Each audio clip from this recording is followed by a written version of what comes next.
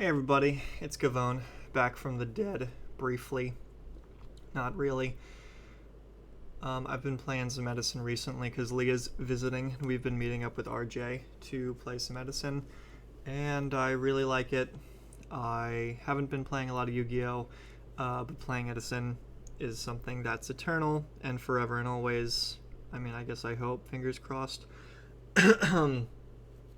and, I wanted to upload a video because I played a sick game. That's it. This is what I played. Not super standard because I really like Creature Swap and Econ.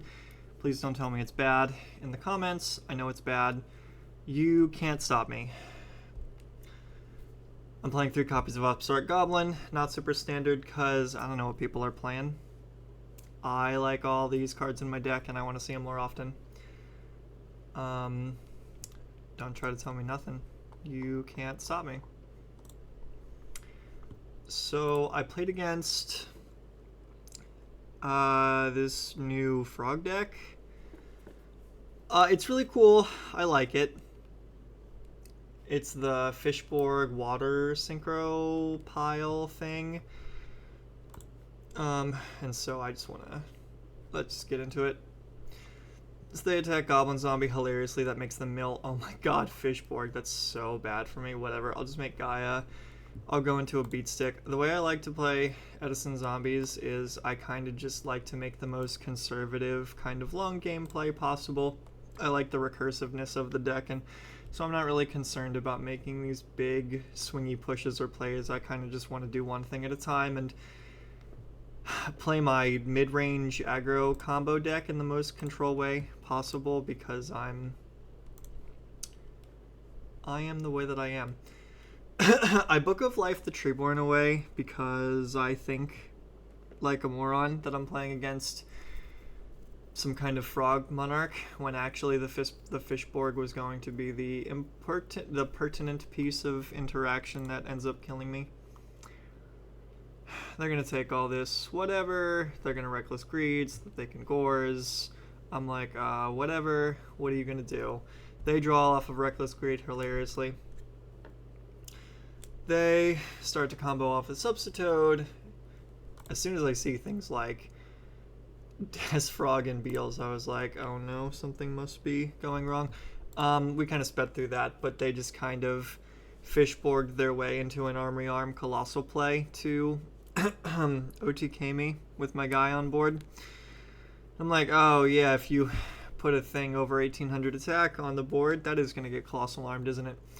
Here I'm like, okay, I might not be playing against the most standard Frog Monarch list. I don't think I sided in anything because I'm lazy, and Zombie World is a good side against Frog Monarch, but I didn't see Monarchs. I just saw that water stuff, and Zombie World cares about zombie type and not water, so I didn't bring anything in. Whatever, I set Pyramid Turtle, I say go. I'm like, okay, I get in with these things, get dupe frogged, whatever. They break my turtle, pretty good. They set up Dandy, oh my god, yeah, that's another full load with Substitute. So I'm like, okay, sure, yeah, do the whole frog thing, send every frog. Interestingly, I don't know if it's because I'm playing at 100 elo, or if they're attempting to get at something specifically, but I'm wondering why they're not dumping the entire frog contents of their deck into the graveyard before their Pot of Avaricing. Seems like a way to just draw into dead frogs, but I'm just kind of along for the ride. Sitting in the seat that I am, I'm like, sure, yeah, whatever. Hilariously, they do not draw more bricky frogs, they draw only action. And at this point, I'm like, geez, I'm gonna dupe block. This is a flip-flop. Ugh, this is not so good. What's happening to me here? I do end up making a really cute play this turn. So I Misty to get the Regeki break. They end up doing it on Mizuki. I'm like, sure, whatever. I'll Turtle. Trib the Turtle for Caius. Get one of these dupe frogs out of here to get the dupe lock.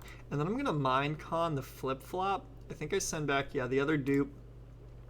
That way I get in for some damage on the Substitute, which ends up being relevant. That was a really good play that I made, I think, even if I didn't get rid of this flip-flop and I just passed it back. They're going to Treeborn, flip-flop, flip-flop. They're going to send the Caius back, and this is why I'm not super concerned about giving them back to flip-flop, because if they're interested in putting Caius back in my hand, I'm pretty fine with that. They're going to summon their dupe and do nothing because their deck doesn't do anything. Why didn't they summon Kaiku? Was I on an empty board? Maybe they're looking to Kaiku something specific. Also, they normal summoned the Dupe Frog. Maybe they're trying to protect the flip-flop that bad. They couldn't set the flip-flop because they had to set it the turn after they got it back. So I'm going to get in for another huge chunk of damage. Yeah, maybe that was a misclick on normal summon Dupe Frog. That was weird. Some weird things happen in this match. Kaiku to crash into the Z-Master. And they're like... Yeah, that was kind of a sus play too. I mean, they, you know, I get that they don't want to kill Turtle because who knows what could come out of Turtle. But yeah, they really have no action. Nothing to be done here. The Gores is strictly reactionary. Get in for the damage. I'm like, I don't really care if I get Gorsed, right? Like, you're gonna attack into these dudes while I have 7,200 life up? I don't think so. Certainly, they won't activate all 3 Pot of Avarices this game. Sure, yeah, whatever. Just give me the tools that I need to absolutely destroy you. Summon the Gob. I am constantly afraid of back row, so I don't make... I could have gone for a big Brainiac commitment, but I decided to play around the face down, and, you know, they're not threatening me with anything in particular, so I'm fine. Sitting on Goblin, Zombie, and Turtle, I've got the life to take the damage. If they want to kill Z-Master, that's fine. I decide not to attack into the face down because I'm picturing it being another Dupe Frog or whatever. I get a little owned in this next sequence. Yeah, return these two. Oh, God. So certainly I lose from here, right? Well, not this turn, because they're going to hit me with a bunch of weenie frogs.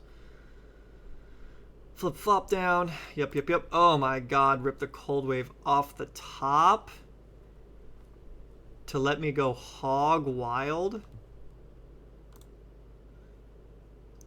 They're going to activate Regeki Break to put up the tokens because they're probably seeing their life total and they're like, ooh, I gotta defend myself a little bit. But this is just going to be one standard Stack Plagues, Goblin Zombie, Brainiac play for game. That's 4. Bounce the 4, attack for game. Doesn't matter that they have Gores because that's going to be more than their life total. Okay, so we go to game 3. And this is where things really get cool. So they go first. All 3 games, by the way, they've opened or had access to the entire Substitute sequence, which is just awesome. Wait, what did they do? What happened here? How did this get engraved? They Substitute for Treeborn.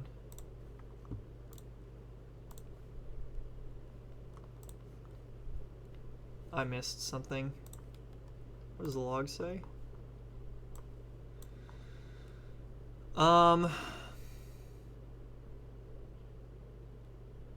Enter the standby phase. Normal summon Substitute from hand. Send Substitute from grave. Special summon... Special summon Swap Frog. Sent the Treeborn. Bounce Swap Frog. I am now full of understanding. I get in for 12 and do nothing. Hilariously, I make a misplay here. I allow them to Regeki Break a non-zombie target. I would have been able to spike the Treeborn with Book of Life had I put out the other Pyramid Turtle, so knowing that they were on Regeki Break and reading my hand a little better, that's, upon reflection, a slight improvement I could have made. They're going to add, salvage for Substitute and swap. with 2 Avarices in hand. Oh my, 1 for 1. The Fishborg. Holy crap, am I dead?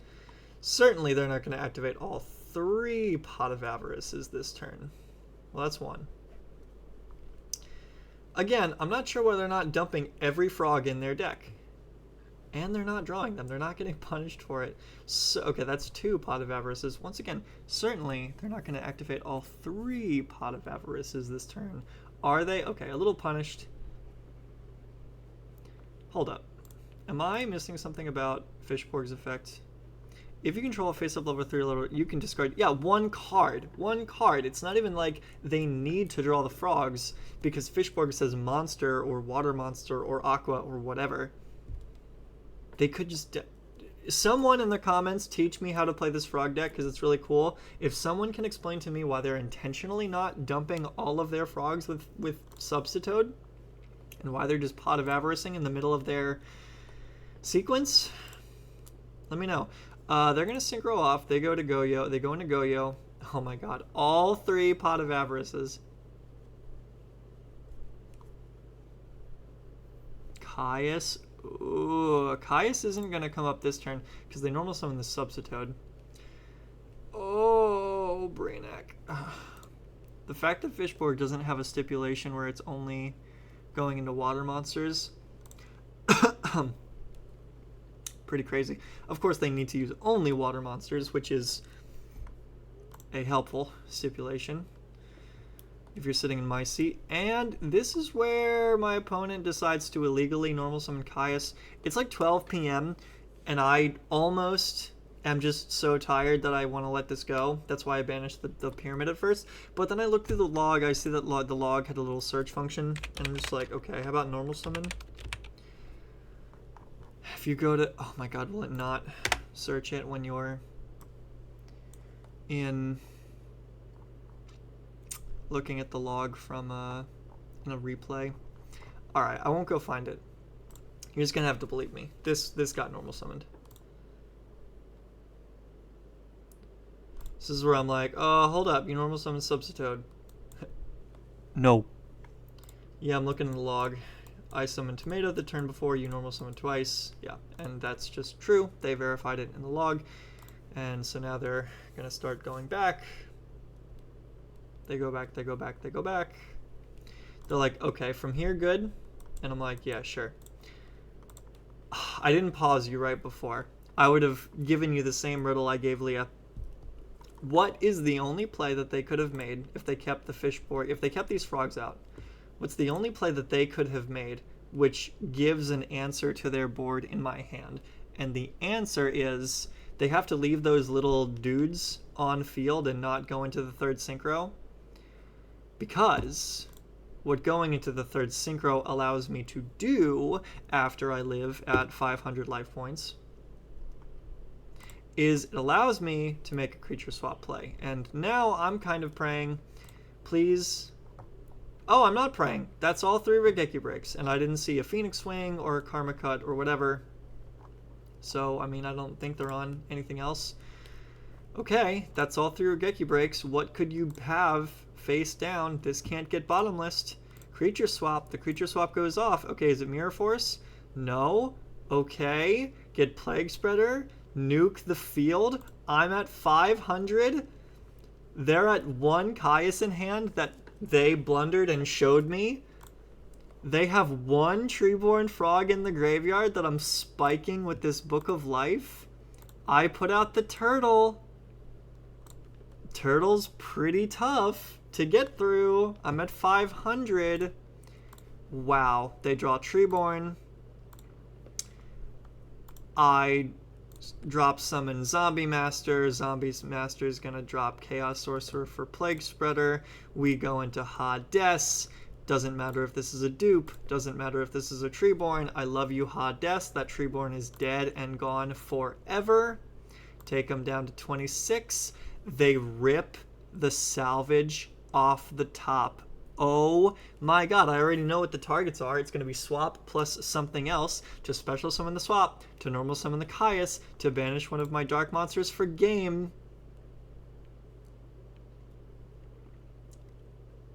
However, I am the greatest Edison player alive. Don't quote me on that. And I play Econ in my zombie deck.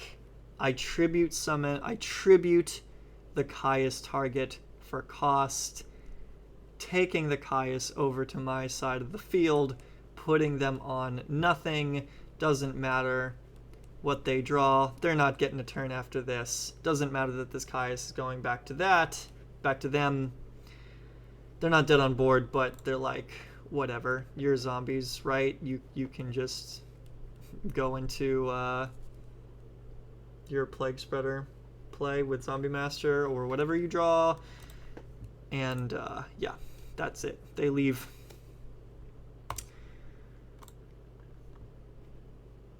Yeah, creatures. Yeah, turtle into.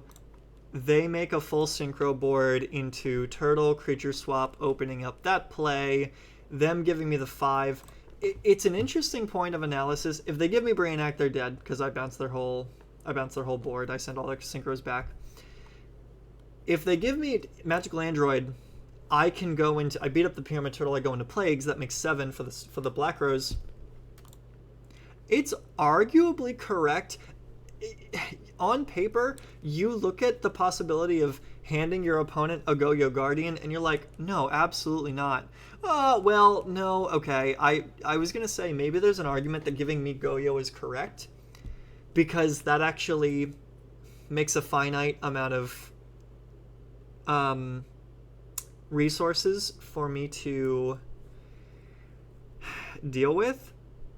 Because then, even though I gave him Turtle, it would be correct to beat up the Brainiac with Yugioh, summon the Brainiac effect to bounce the board, put the Turtle back in my hand as opposed to beating up the Turtle to get the Turtle effect. So no, actually giving me Yugioh is quite bad.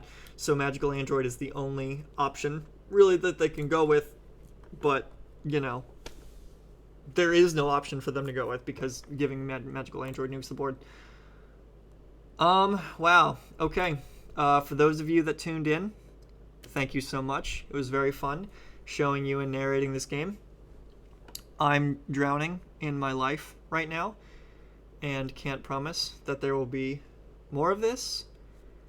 But thank you. Really appreciate you for tuning in.